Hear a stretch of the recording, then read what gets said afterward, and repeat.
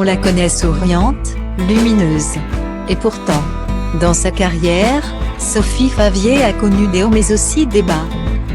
Comme elle le raconte dans Radar, le podcast de la radio RTL, le 25 juin 2021. Elle manque cruellement à la petite lucarne.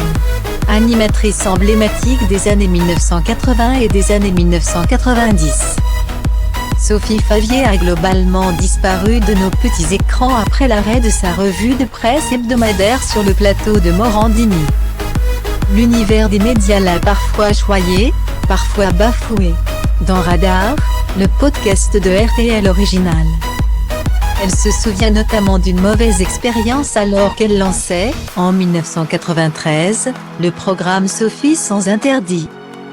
Vous ne connaissez sans doute pas cette émission, et pour cause.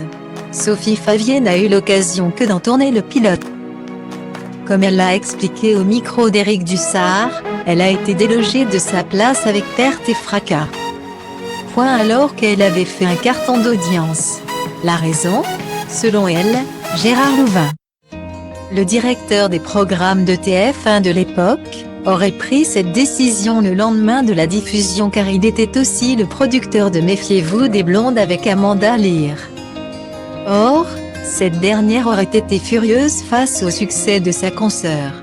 J'ai été sacrifiée. J'ai tout perdu, regrette Sophie Favier.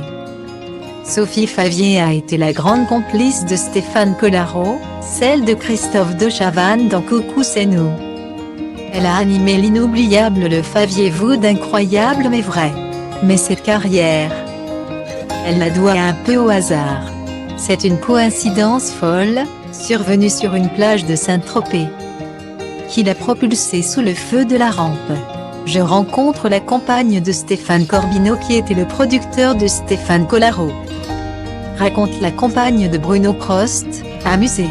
Il me parle d'une émission qui n'existe pas encore. D'une chaîne que je ne regarde même pas. Je l'écoute avec amusement. Je fais un casting avec 2500 filles sublimes et je me dis qu'est-ce que je fais là comme quoi, monsieur avait eu du flair.